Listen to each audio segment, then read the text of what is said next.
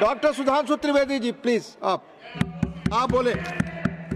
माननीय सभापति महोदय, आज इस पुराने वक्त की आखिरी रात में खड़े होकर इस नए वक्त के आगाज की नई सुबह के दिन मैं प्रधानमंत्री श्री नरेंद्र मोदी जी, हमारे अल्पसंख्यक मामलों के मंत्री किरण रिजिजू जी का मैं बहुत इस्तकबाल करता हूं। जब वक्त के ऊपर हम बात कर रहे हैं, वक्त की रुखसती का वक्त आ गया है और नई वक्त की नई सुबह होने का वक्त आ गया है। अगर हमें इस पे बात करनी है तो मुझे चार दृष्टि से बात करनी पड़ेगी। एक, इस बिल के तकनीकी प्रावधान जिस पे बहुत सारे लोग बहुत कुछ बोल चुके हैं। दूसरा है वक्त की अवधारणा, तीसरी है वक्त की राजनीति और चौथा है वक्त की राजनीति के नाम पर होने वाली वह सांप्रदायिक बनाम सेकुलर की राजनीति। सबसे पहले हमारे नेता सदन माननीय नड्डा जी ने बताया कि किस विस्तार के साथ इस वक्त कमेटी ने काम किया, किस शिद्दत के साथ हमारी सरकार ने काम किया। और चाहे वक्त कमेटी के जेपीसी के चेयरमैन हमारे उस सदन के सदस्य जगदम्बिका पाल जी रहे हों, हमारे मंत्री जी रहे हों, सबने जिस शिद्दत से काम किया है, तो उनके लिए मैं माननीय प्रधानमंत्री जी अपनी सरकार की तरफ से कहना चाहता हूं कि उन्होंने एक इबादत के भाव से काम किया है। तो मैं कहना चाहता हूं, इबादतों की तरह मैं ये काम करता हूं, अपने फर्ज को झुककर सलाम करता हूं। फिर भी आप खिलाफत कर रहे हैं तो तेरी मुखालफत से निखरती है शख्सियत मेरी। मैं सियासी दुश्मनों का भी बहुत एहतराम करता हूं। तो इस एहतराम के साथ मैं अब आगे का बयान शुरू करता हूं और मैं ये बताना चाहता हूं कि एक बड़ी सिंपल सी बात है जो अभी माननीय नड्डा जी ने भी कहा। दुनिया के तमाम मुस्लिम देश बता दिए, इस्लाम की धर्म स्थली सऊदी अरब, सबसे बड़ा मुस्लिम देश इंडोनेशिया, जहां खलीफत रही वहां टर्की, और जहां आईएसआईएस का इलाका वहां इराक और सीरिया, वहां कहीं भी कुछ भी नहीं है ऐसा। फिर भी हमारे यहां क्यों है, कैसा? तो मैं कहना चाहूंगा सभापति महोदय, एक हिंदी में कहावत होती है, नया मुल्ला प्याज ज्यादा खाता है, परंतु यहां तो जो गैर मुल्ला प्याज बहुत खा रहा था और इतना खा रहा था कि आंसू निकल रहे थे गरीब मुसलमान के भी और देश के भी। इसलिए मैं कहना चाहता हूं सभापति महोदय, अगर छोड़ दीजिए भारत की बात करिए तो क्या ऐसी कोई शक्ति सिखों के पास है, ईसाइयों के पास है, यहूदियों के पास है, पारसियों के पास है? नहीं है। छोड़ दीजिए, इस्लाम के अंदर आइए। अगर इतना भाईचारा है तो ये सुन्नी वक्फ बोर्ड और शिया वक्फ बोर्ड अलग क्यों है मेरे भाई? जमीन पे एक दूसरे पे एतबार नहीं है, सिर्फ सियासत के लिए साथ में आने की बात है। ये भी जरा सोचने की बात है। और जो अकलियतों में भी अकलियत है, आगा खानी है, बाकी है, जो बोहरा है, उनकी तो कोई गिनती नहीं है।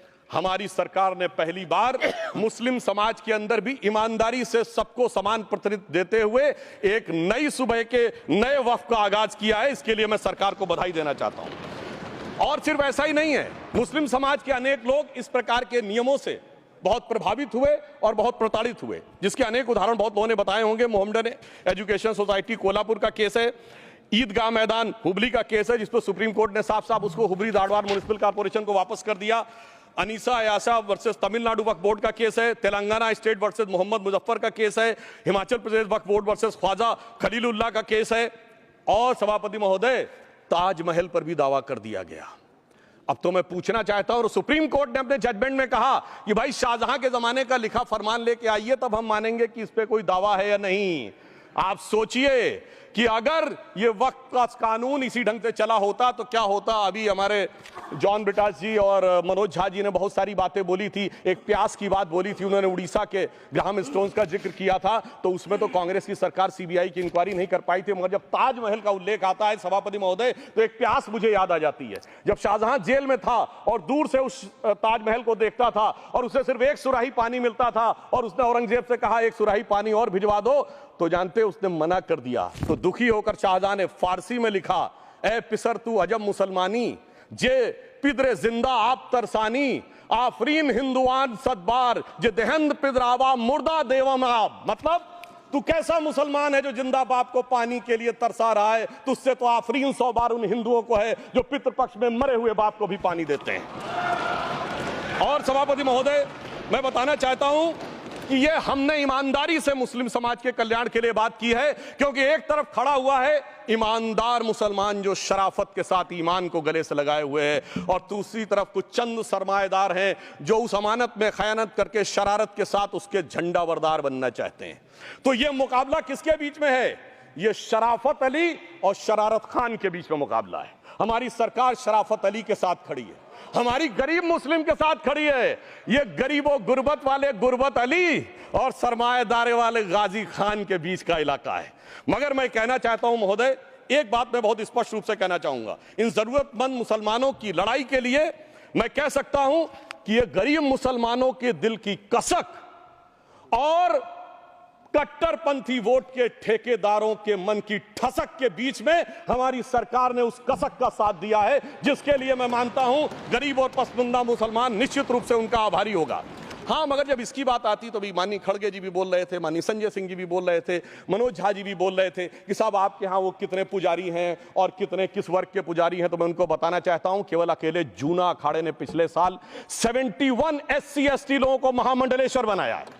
अरे आप तो हमारे सदन में बैठे हुए बाल योगी उमेश नाथ जी नहीं दिखते। वैसे तो कहा जाता है जात ना पूछो साधु की, मगर मैं बताना चाहता हूं विश्व हिंदू परिषद के 50,000 से अधिक पुजारी ट्राइबल्स में जो शेड्यूल कास्ट है जो काम कर रहे हैं। मगर मैं हद अदब से पूछना चाहता हूं, बताइए मुल्ला मौलवी मुफ्ती मुकर्रम बारी हाफिज में से कितने पसमंदा हैं?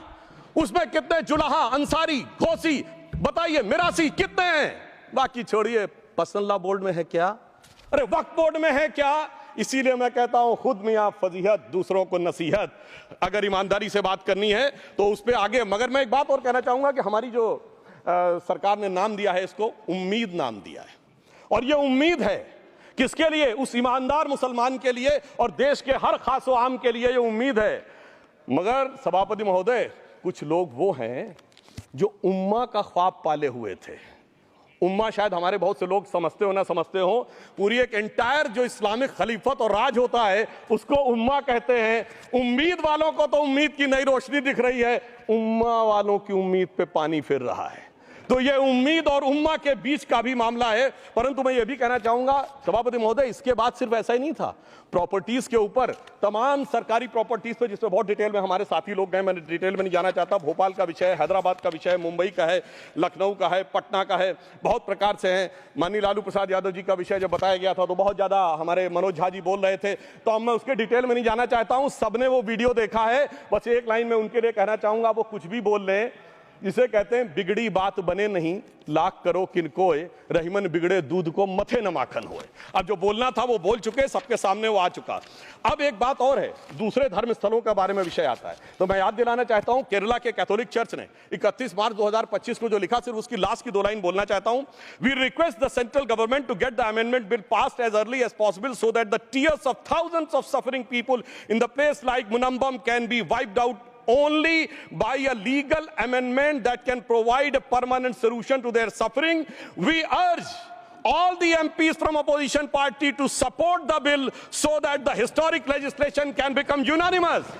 मगर सभापति महोदय, ये अल्पसंख्यकों की बात करने वाले जब अल्पसंख्यक की बात आती तराजू पे तौलते हैं, किसका वेट ज्यादा है, किसकी धमक ज्यादा है, किसकी खनक ज्यादा है, फिर तय करते हैं कि माइनॉरिटी के साथ आना है, किस माइनॉरिटी के साथ नहीं आना है। और मैं एक और बात कहना चाहता हूं, तमिलनाडु के तिरुचेरी मंदिर की बात आई, यमुनानगर में गुरुद्वारे की बात आई, केरल में क्रिश्चियन कम्युनिटी की जमीन की बात आई। बहुत सारे लोग प्लेसेस ऑफ वर्शिप के एक्ट की बात करते हैं, तो as per places of worship act Tamil Nadu का मंदिर का तो स्टेटस नहीं चेंज हो सकता भाई। 15 अगस्त 47 के बाद किसी प्लेस ऑफ वर्शिप का स्टेटस नहीं चेंज हो सकता, तो वक्फ बोर्ड को क्लेम फॉरफीट कर देना चाहिए, because it is in contrast to the places of worship act. परंतु अब सुनिए, यही गुरुद्वारे के बारे में भी होना चाहिए।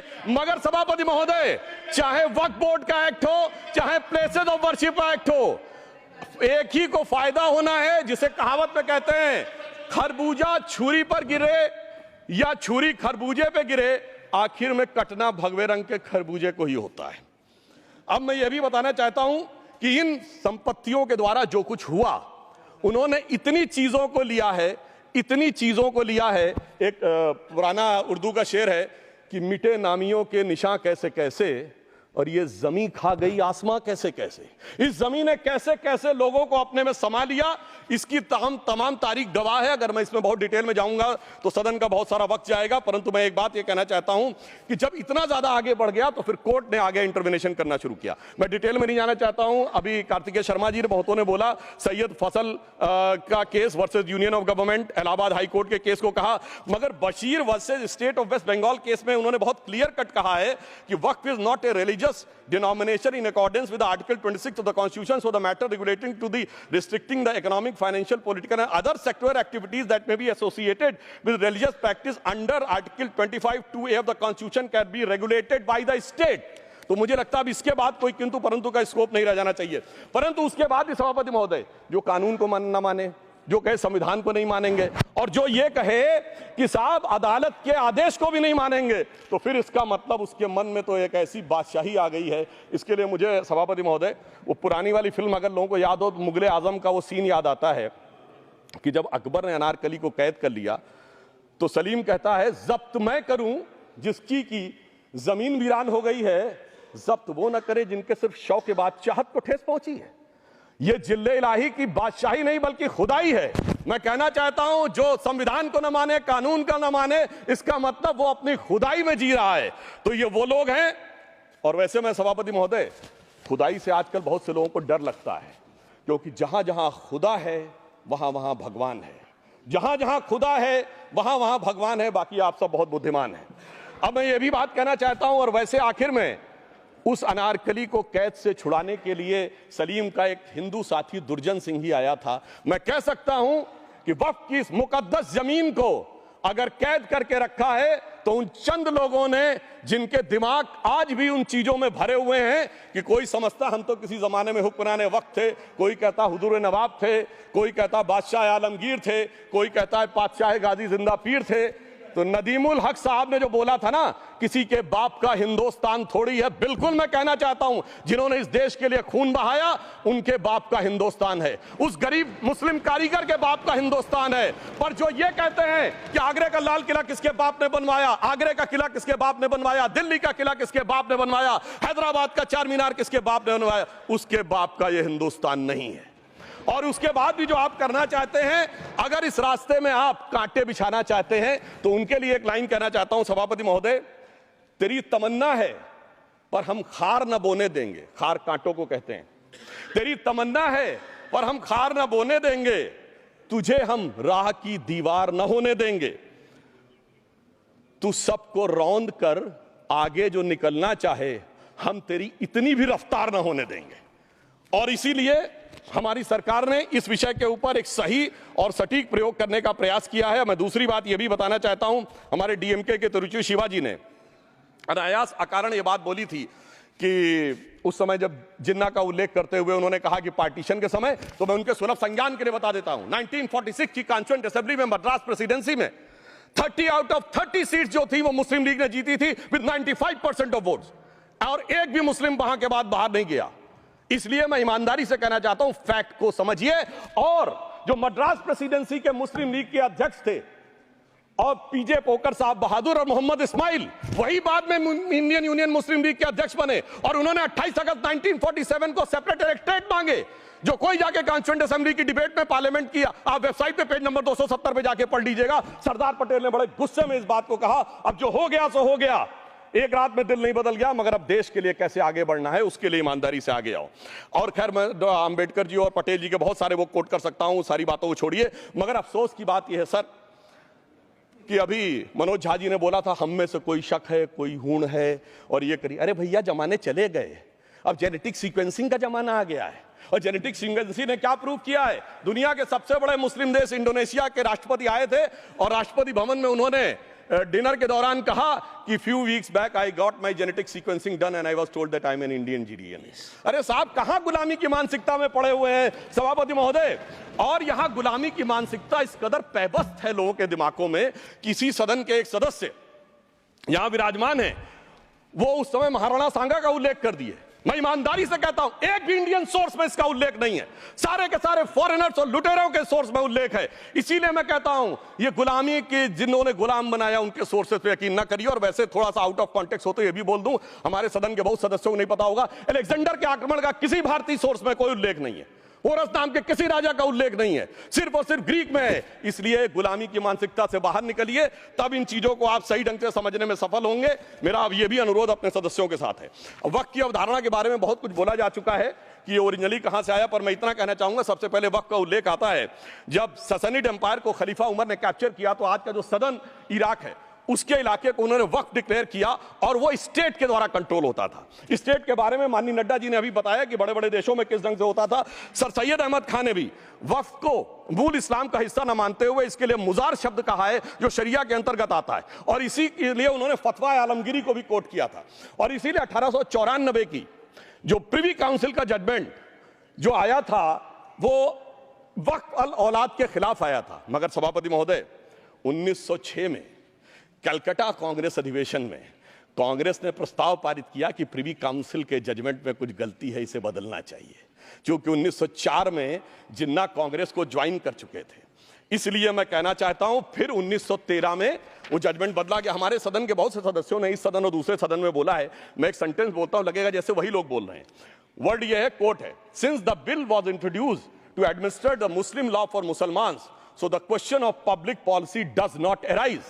लगता है जैसे हमारे कोई सदस्यों में बोल रहा हूं। सर ये मोहम्मद अली जिन्ना ने अप्रैल 1913 में ही used this word while moving the report of the select committee to the imperial legislative council. Sir 1913 से 2013 तक भाषा ही नहीं बदली और आज भी भाषा नहीं बदल रही है। हमें ईमानदारी से, और उस समय यूपी और बंगाल ने उसका विरोध किया था, आज यूपी और बंगाल के लोग किस तरीके से साथ में है वो पूरी तरीके से दिखाई पड़ता है। इसलिए हम ये कहना चाहते हैं, हाँ एक प्रश्न बहुत उठाया जाता है कि केवल मुस्लिम ही वक्फ को क्यों दान दे सकता, ऐसा वक्फ बोर्ड में क्यों संशोधन किया गया।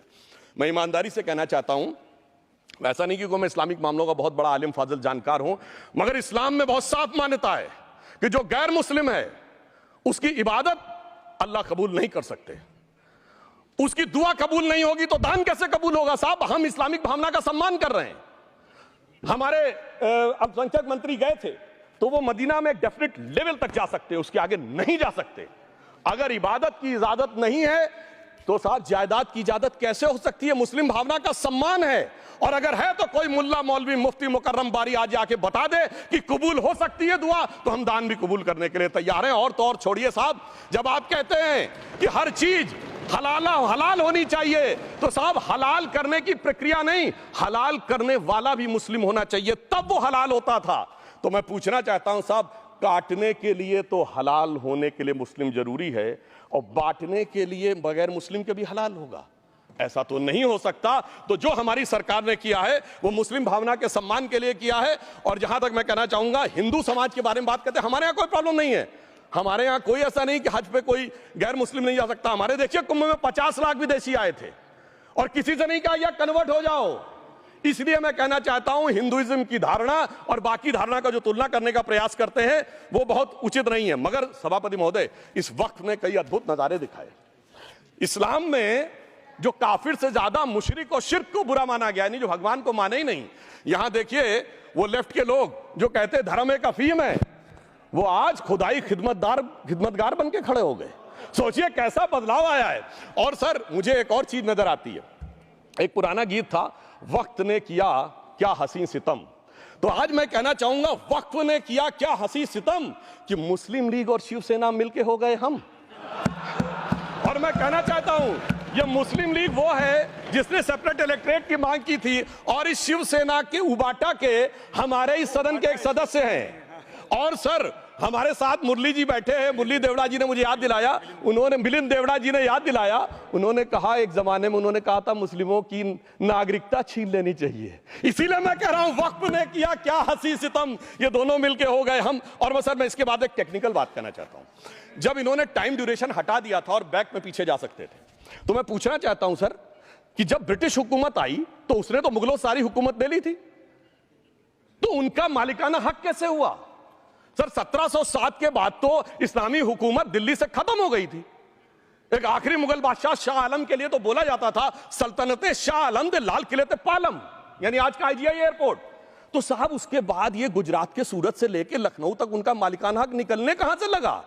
अरे भाई जब दिल्ली को कैप्चर किया था अंग्रेजों ने तो सारी जमीन अंग्रेजों की थी। तो जब मैं अपने कांग्रेस के मित्रों से पूछना चाहता हूं, ये जब गवर्नमेंट ऑफ इंडिया एक्ट में पावर डीड ट्रांसफर की थी तो पढ़े नहीं थे क्या, या खोखले कागज पर साइन कर लिए थे, या कागज सही था आप खोखला करने की बात है। मैं पूछना चाहता हूं, जब 250 साल तक वो हुकूमत ही नहीं रही तो उस हुकूमत के फरमान की लेजिटिमेसी कैसे हो सकती है। ये मैं कानून विदों के लिए भी एक फूड फॉर थॉट रखने की बात करता हूं। और दूसरी बात मैं कहना चाहता हूं, ये किन हुकूमतों की बात कर रहे हैं सभापति महोदय। अगर सूरत नगर निगम पे दावा है मुगल के जमाने का और तमिलनाडु के मंदिर पर अरकाट के नवाब का। सभापति महोदय, ये वो हुकूमतें थी जो जजिया लगाती थी, ये वो हुकूमतें थी जो जिम्मी का कॉन्सेप्ट रखती थी, ये वो हुकूमतें थी जो गाजी की बात करती थी। क्या भारत के संविधान में उन हुकूमतों के फरमान को सही मान्यता देना सही है? बिल्कुल गलत है। मैं कहता हूं बाबा साहब अंबेडकर के संविधान में यदि आप ऐसी हुकूमतों के फरमान को रखने की कोशिश करते हैं तो this is fraud on constitution. और हमारी सरकार ने अगर बैकडेट से वो बंद किया है तो उस फ्रॉड को रोकने की पूरी व्यवस्था की है। और यहां पर मैं ये भी कहना चाहता हूं सभापति महोदय, जमींदारी उन्मूलन 1948 में हो गया, मगर ये बाद में जमींदार कैसे क्रिएट हो गए? हमने बचपन में विनोबा भावे, हम लोगों के जन्म से बहुत पहले की बात है, विनोबा भावे जी के भूदान आंदोलन की बात सुनी थी, जिसमें जमींदारों से पैसा लेके जमीन लेके गरीबों को दी जाती थी। पर सभापति महोदय, कभी आपने सुना कि गरीबों की जमीन जमींदारों को मिल जाए? वो 2013 के बोर्ड ने वो व्यवस्था कर रखी थी। यानी वो भूदान आंदोलन था गांधी जी के शिष्य विनोबा जी का, तो आज के गांधियों के नेतृत्व में भू हड़प आंदोलन शुरू हो गया। अगर वो भूदान आंदोलन था तो ये भू हड़प आंदोलन था। इसलिए मैं एक और बात भी कहना चाहूंगा सभापति महोदय कि जिन हुकूमतों के फरमान की बात की जाती है, एक और फैक्ट है, इसको कोई अन्यथा ना ले, जितने मुस्लिम बादशाह अलाउद्दीन खिलजी के बाद उन्होंने बगदाद की खलीफा का खुतबा पढ़ा है। That is a foreign rule, it's on record. कैसे उसको भारत सरकार मान्यता दे सकती है? इसलिए मैं कहना चाहता हूं जरा सा गौर से देखेंगे तो हकीकत आपके सामने आ जाएगी। और क्या कभी किसी ने कल्पना की, किसी क्रिश्चियन ने तो नहीं कहा कि इंडिया गेट हमारा है, गेटवे ऑफ इंडिया हमारा है, और चर्च नहीं सही फिर भी चर्च गेट हमारा है? तो फिर यह केवल किसी एक के दिमाग में क्यों आती है? हमने जो इवैक्यू एक्ट के तहत दे दिया था पाकिस्तान के गए लोगों को, क्या हमारे जो सिख और हिंदू भाई आए थे उनकी जमीनें मिली? अरे महाराजा रणजीत सिंह की राजधानी लाहौर थी और काबुल तक था राज, तो क्या उन्होंने जमीनें नहीं दान दी होगी गुरुद्वारे और मंदिरों को? वो मिली। अरे वो तो छोड़िए, ननकाना साहब और करतारपुर साहब तक नहीं मिला था। इससे दिखाई पड़ता है कि कितनी एक तरफा हम लोगों ने कोई निगोशिएट ही नहीं किया और उसे करने की बात कही थी। इसलिए मैं कह सकता हूं सर कि अब हमारी सरकार ने जो संशोधन किए हैं, अब यह मजहबी हुकूमत के फरमान से नहीं, बाबा साहब अंबेडकर के संविधान से चलने वाला है। अब मैं अंत में उस विषय के ऊपर आता हूं जिसे सांप्रदायिक राजनीति बनाम सेकुलर राजनीति इसके ऊपर कहा जाता है। सभापति महोदय, मैं बताना चाहता हूं कि जब आजादी मिली उसके बाद क्या किसी ने डिमांड किया था कि हमें वक्फ बोर्ड चाहिए? नहीं किया था। फिर क्यों 54 में दिया गया? किसी मुस्लिम ने डिमांड किया क्या कि मदरसे चाहिए? फिर क्यों दिया गया? मुस्लिम समाज तो राष्ट्र की मुख्य धारा में आने को तैयार था, इसीलिए यूसुफ खान, दिलीप कुमार के नाम से आने में उन्हें कोई प्रॉब्लम नहीं थी। महजबीन बानो को मीना कुमारी के रूप में आने में प्रॉब्लम नहीं थी। मुमताज बेगम को मधुबाला बन के आने में प्रॉब्लम नहीं थी। हामिद अली को अजीत के रूप में आने प्रॉब्लम नहीं थी। मगर और मैं यह भी बताना चाहता हूं, मुस्लिम समाज में बहुत बड़ा तबका उस समय इस बात को सोच रहा था, और अभी कपिल सिब्बल साहब बोले, ये उस चीज के वकील नहीं, इन्हें पता होना चाहिए, पता होगा कि सुन्नी सेंट्रल वक्फ बोर्ड राम मंदिर में 1961 में मुद्दई बना है, 12 साल के बाद। क्योंकि के मोहम्मद ने लिखा है कि एक बहुत बड़ा तबका था जो ये मानता था कि हमें इस चक्कर में नहीं पड़ना चाहिए। मगर अफसोस कि वही लेफ्टिस्टों, सेकुलरिस्टों ने उनको समझाकर इस मुकाम तक लाकर खड़ा कर लिया। अब यहां मैं एक और बात कहना चाहूं, खैर छोड़िए उन सरकारों ने बाद में क्या दिया, मगर उसके बाद सुनिए, इंदिरा जी के जमाने में मुस्लिम पर्सनल लॉ बोर्ड आया, तो राजीव जी के जमाने में शाहबानो केस आया, तो नरसिम्हा राव के जमाने में 95 का एक्ट आया, तो मनमोहन सिंह जी के जमाने में 2013 का एक्ट आया, मगर इलाज नहीं निकला। तो इसे एक शेर में कहूंगा कि मरीजे सेकुलर इश्क पर लानत खुदा की, मर्ज बढ़ता गया जो जो दबा की। अब मैं सभापति महोदय एक और बात कहना चाहता हूं, शुरू के 20-25 साल में मुस्लिम समाज के बारे में मैं कहना चाहता हूं। आज जब आजादी मिली तो मुस्लिम समाज के प्रतीक कौन थे? उस्ताद बिस्मिल्लाह खां, उस्ताद फरीदुद्दीन डागर, उस्ताद बड़े गुलाम अली, उस्ताद जाकिर हुसैन, जिनकी अभी कुछ दिन पहले डेथ हुई, बड़े बड़े नगमा निगार, हसरत जयपुरी, मजरूर सुल्तानपुरी, साहिर लुधियानवी, कैफी आजमी, जोश मलियाबादी, जिगर मुरादाबादी। अब सर क्या हो गया? तब मुस्लिम समाज इन अदब के शाहकारों के साथ जोड़ा जाता था। आज मुस्लिम समाज का नेतृत्व किन लोगों के साथ जोड़ता है? इशरत जहां, याकूब मेनन, मुख्तार अंसारी, अतीक अहमद, दाऊद इब्राहिम। कौन जोड़ रहा है ये? तब से सर, जब से ये सेकुलर हो गया देश 1976 से और सेकुलर सियासत शुरू हुई, उसने ले जाकर इनको इस मुकाम तक पहुंचाया। और इस वक्फ बोर्ड के बिल में भी जो बात कही जा रही है सर, मुस्लिम समाज को यह समझाया गया कि तुम्हें बीजेपी वालों को तुमसे बड़ी अदावत है, और कहा गया इनको बड़ी मोहब्बत है। जब यह देश आजाद हुआ, मैं उत्तर प्रदेश का रहने वाला हूं, उत्तर प्रदेश में 1931 की सेंसस में 8% रेट ऑफ डेथ थी और सैयद मुसलमानों में 24% थी। यूपी की ब्यूरोक्रेसी में 20% थे। आज कहां चले गए सब? मैं एक लाइन में कहना चाहूंगा, ये अदावत और मोहब्बत की सियासत में ऐसे फंसे कि किसी को किसी की मोहब्बत ने मारा, किसी को किसी की अदावत ने मारा, मगर इस शराफत अली को सेकुलर सियासत ने मारा। और मैं सभापति महोदय एक और बात कहना चाहता हूं कि चलिए बोलिए। Fauzia Khan, please one second, mike is there. Yes, ये बोल रहे हैं मुस्लिम समाज आज का इशरत जहां और फलाना टेररिस्ट के साथ नाम जोड़ रहे हैं। ये बिल्कुल आरोप है सर, इसको एक्सपंज करना चाहिए। ये समाज के साथ अन्याय है। ये बात आपको एक्सपंज करना होगा सर, ये बात को। एक honourable member, if you would carefully go through what Sudhanshu has said, I am sure you will appreciate his spirit. Just think for a moment. He has not cast any aspersions. Sudhanshu, go ahead. Time में जवाब दूंगा और उसके बाद ये हमारा सदन माने ना माने जो देख रहे होंगे उनके लिए कहना चाहता हूं, sir doctor APJ Abdul Kalam. One second. काहे परेशान? Vaiko ji, honorable member, Vaiko ji, oh my God, Vaiko ji, tell me.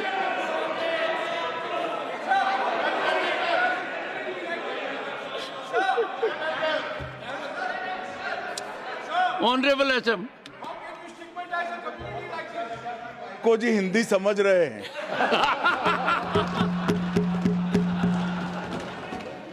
One second. Fauziya Khan, one second.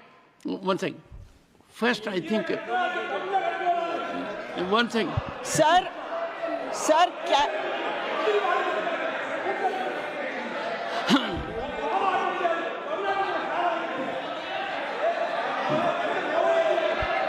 Sir, community cannot be stigmatized. Yes. An entire community cannot be branded like this. Fauziya Khan ji, I'll come to you. I'll give you the opportunity. Honorable Finance Minister.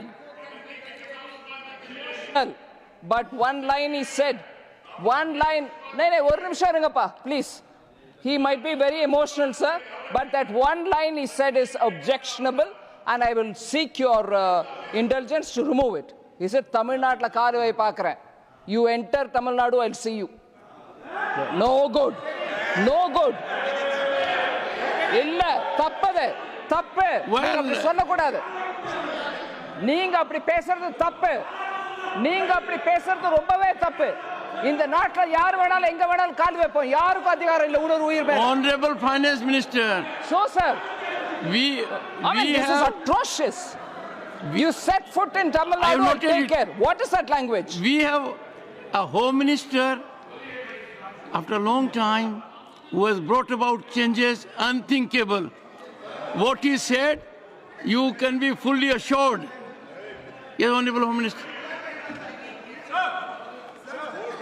Yes, Jairam ji. Minister, Please. if the Yes, Honorable Finance Minister Honorable Member. has found a statement objectionable, Jairam ji, address the chair. the statement of the Honorable Member stigmatizing a whole community is objectionable. Oh. And what is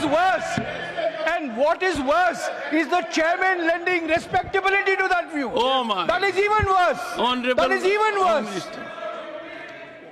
मान्यवर, सुधांशु जी ने मुसलमानों के लिए कुछ नहीं किया है, India alliance के लिए किया है। अब मैं एक एक कर बता देता हूं। अरे सुनो ना भाई, आप सुनो तो। अरे दिग्विजय सिंह सुनिए, मैं खड़ा हूं ना अपने पैर पर। मान्यवर, सुधांशु जी ने कहा इशरत जहान, यही एनसीपी पार्टी ने इशरत जहान के घर पर जाकर रुपयों का इनाम भी दिया था और उसको शहीद बताया था। दूसरा कहा अतीक अहमद किस पार्टी से थे? इंडिया अलायंस की। दूसरा कहा अंसारी किस पार्टी से? कांग्रेस और इंडिया अलायंस के। ये सारे नाम आपके साथ जुड़े हैं भाई। उल्टा उन्होंने तो मुसलमान कम्युनिटी से तो ढेर सारे शायरों का नाम दिया जिन्होंने साहित्य की सेवा की और ढेर सारे साहित्य की रचना की। मन Sudhanshu, please. He is not yielding now. Sudhanshu. सबसे पहले मैं तमिलनाडु का जवाब देना चाहता हूं। Yes. सभापति महोदय, तमिलनाडु से ही डॉक्टर एपीजे अबुल कलाम थे और मैं सारे सदन से कहना चाहूंगा डॉक्टर कलाम का नमाज जनाजा और याकूब मेनन का नमाज जनाजा एक ही दिन हुआ। कितने लोग याकूब मेनन के नमाज जनाजा में गए और कितने डॉक्टर कलाम के नमाज जनाजा में गए? डॉक्टर कलाम मेमोरियल पे कितने लोगों की फोटो है? दिखाएं मुझे, सोशल मीडिया पे पोस्ट की हो। मगर अफजल हालात का मारा था आपके एक मंत्री का ऑफिशियल ट्वीट है, वो इस सदन के सदस्य नहीं तो मैं नहीं बोल रहा हूं। याकूब मेनन की जुडिशियल किलिंग हुई आपके एक नेता का, मिनिस्टर का ऑफिशियल ट्वीट है, सदन के सदस्य नहीं है इसलिए नहीं बोल रहा हूं। और सर 26/11 आरएसएस ने कराया, सदन के सदस्य बैठे हुए हैं। हाफिज साहब और सुनिए जाकिर नाइक शांति का मसीहा सदन में सदस्य बैठे हुए हैं। सर किसने जोड़ा? मैं नहीं कह रहा हूं जोड़ा, हमने किससे जोड़ा मैं बताना चाहता हूं। मैं अपनी बात, सर मैंने नाम किसी का नहीं लिया। सर आपने उड़ता तीर क्यों पकड़ लिया? सर मैंने नाम नहीं लिया, उड़ता तीर क्यों पकड़ लिया? सर मैं पूरी बात करूं। सर मैं कहना चाहता हूं हमारी सोच मुस्लिमों के बारे में और इनकी सोच में क्या अंतर है। देखिए जिन लोगों ने मुस्लिम हिस्ट्री नहीं पढ़ी उन्हें मैं बताना चाहता हूं। एक दो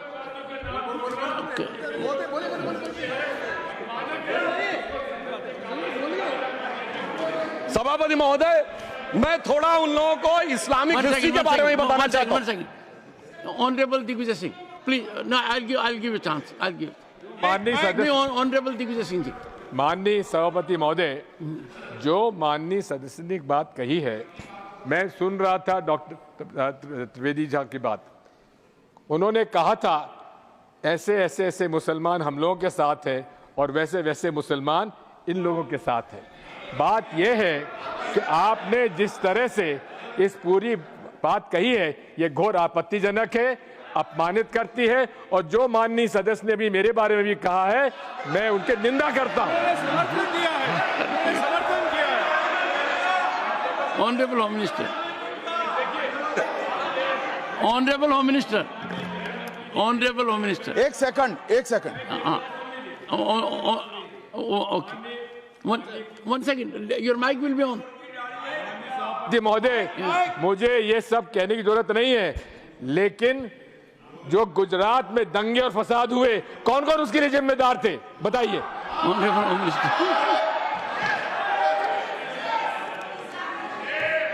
मान्यवर, मैं ध्यान से बारीकी से पूरे संवाद को सुन रहा हूं।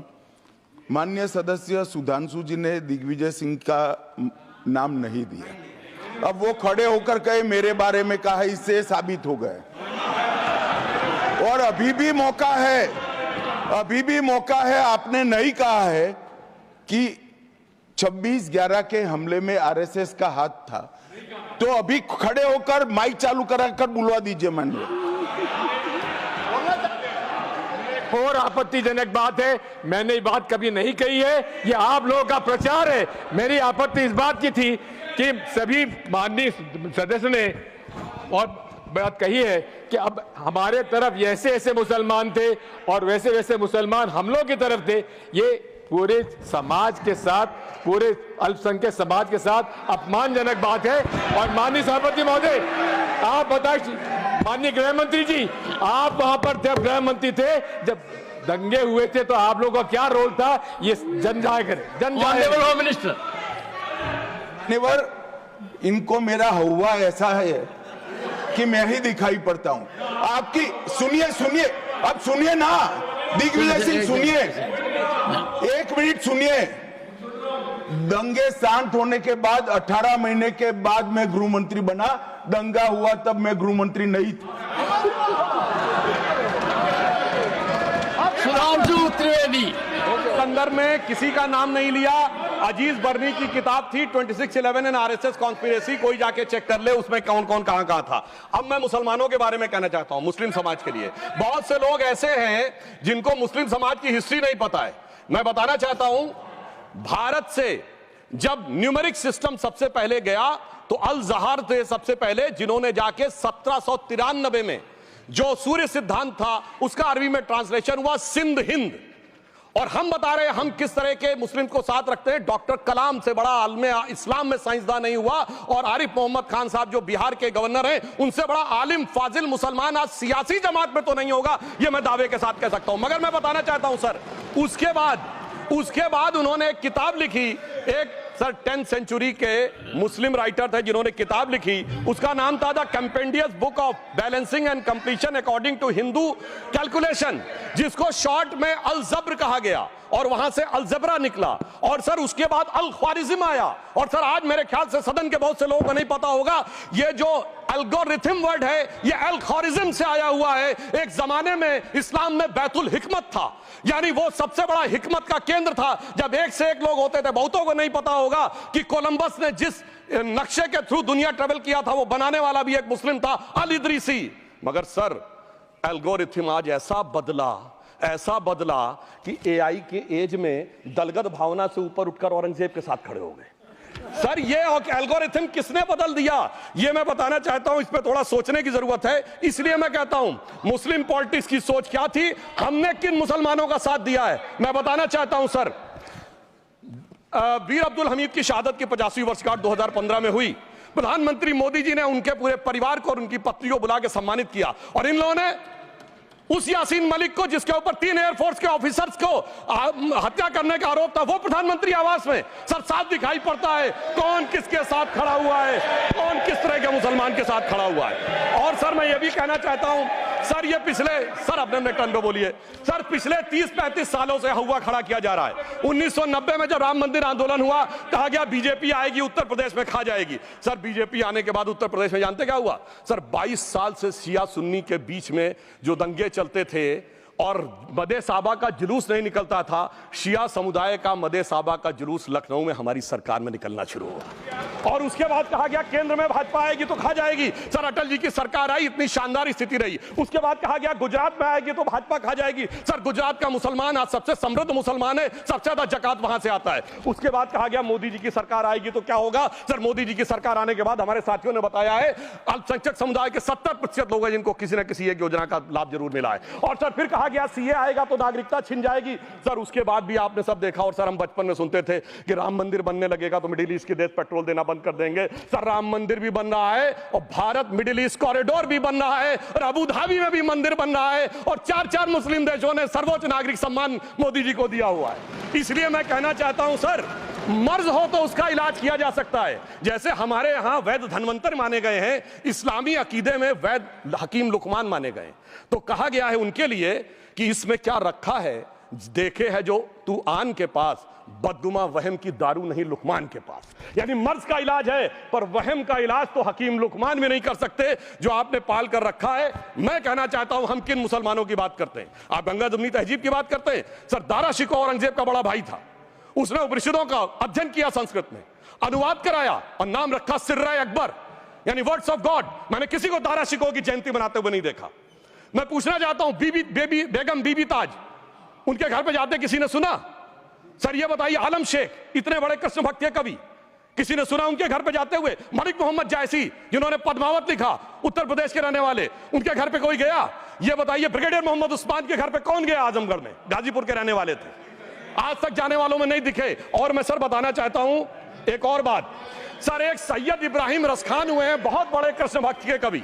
सर जिन्होंने क्या लिखा, उन्होंने कहा मेरा अगला जन्म हो तो भी मैं कृष्ण भक्ति बनना चाहूंगा, मनुष्य बनूं तो ग्वाल बाले के रूप में, और पशु बनूं तो गाय के रूप में। उन्होंने कहा मानुस हो तो वही रसखान, बसों ब्रज गोकुल गांव के ग्वारन, जो पशु हो तो कहा बस मेरो चरो नित नंद की धेनु मजारन। सर उन्होंने कहा गायों के बीच में नंद बाबा की गायों में जन्म लेना चाहूंगा। मगर सर आज एक ऐसे नेता आए हैं इस देश में जिनको गायों से बदबू आने लगी है, तो उनके लिए मुझे मेरे मन में भाव आता है सर कि श्री रामचंद्र कह गए सिया से, ऐसा कलयुग आएगा गोपालक श्री यदुवर कुल में एक ऐसा नेता आएगा जिसे बकरे कटने में खुशबू मिलेगी, गौ माता में बदबू पाएगा। रामचंद्र कह गए सिया से कैसा कलयुग आएगा। अब सर मैं एक और बात भी कहना चाहता हूं, हम किनको मानते हैं सर? नजीर अकबराबादी को सुनिए, कृष्ण भक्त के लिए क्या कहा। सर मैं एक बोलना चाहता हूं, बुल्ले शाह ने क्या कहा? बुल्ले शाह ने कहा, अभी होली गुजरी है, उसने कहा था आज होली खेलूंगी मैं, कर बिस्मिल्लाह। उन्होंने आगे कहा, अलस्तु बिरबिकुम, प्रीतम बोले, सब सखियों ने घूंघट खोले, नाम नबी की रतन चढ़ी, सुनिएगा, नाम नबी की रतन चढ़ी और बूंद पड़ी अल्लाह अल्लाह, आज होली खेलूंगी मैं, कर बिस्मिल्लाह। तो मैं भी कहता हूं अब बिस्मिल्लाह करिए और उसके बाद हमारे इस सहयोग करिए, इस सकारात्मक उसका, वरना अल्हम्दुलिल्लाह जो हम मुसलमानों के लिए और देश के लिए करना चाहते हैं उसमें हमें सफलता जरूर मिलेगी। अंत में मैं सिर्फ यह कहना चाहता हूं सर, तमाम प्रकार की बातें यहां पर हुई, सकारात्मक और नकारात्मक, मगर अफसोस की बात यह है कि 1913 के वक्फ वाल औलाद से लेके 2013 के वक्फ वाल औलाद तक इनकी फितरत नहीं बढ़ती, क्योंकि सर ये तो पार्टियां ही अल औलाद हैं, तो इनको तो उससे बहुत ज्यादा वो होगी। पर मैं सिर्फ अंत में कहना चाहता हूं सर, अपनी सोच बदलिए। आप जिस कश्ती पे सवार होकर इस दरिया को पार करने की कोशिश कर रहे हैं, पिछले 75 साल में नहीं कर पा रहे हैं, 10-12 साल में बहुत हिचकोले खा रहे हैं, तो कश्ती और रास्ता बदलिए। तो इनके लिए अंत में एक पंक्ति कहते हुए बात समाप्त करना चाहूंगा कि इन्होंने कश्ती भी नहीं बदली, दरिया भी नहीं बदला, पर इन डूबने वालों का जज्बा भी नहीं बदला, पर है शौक सफर ऐसा, एक उम्र हुई हमने, मंजिल भी नहीं पाई, रास्ता भी नहीं बदला। अब अगर नई मंजिल पानी है, नई मंजिल की नई सुबह देखनी है, तो मैं कहना चाहता हूं आइए सबको साथ लेकर चलिए। और एक ऐसा वक्त आया है जब मैं जो हमारे किरण रिजिजू जी ने कहा था कि मैंने एक शम्मा जलाई हवाओं के खिलाफ, तो मैं प्रधानमंत्री मोदी जी की तरफ से कहता हूं कि हमें इल्जाम मत दीजिए, बहुत अफसोस होता है, हमें इल्जाम मत दीजिए, बहुत अफसोस होता है। बड़ी तरकीब से कश्ती यहां तक लेके आए हैं और बदल देते हैं हम दरिया की लहरें अपनी हिम्मत से, आंधियों में भी अक्सर चिराग हमने जलाए हैं। धन्यवाद।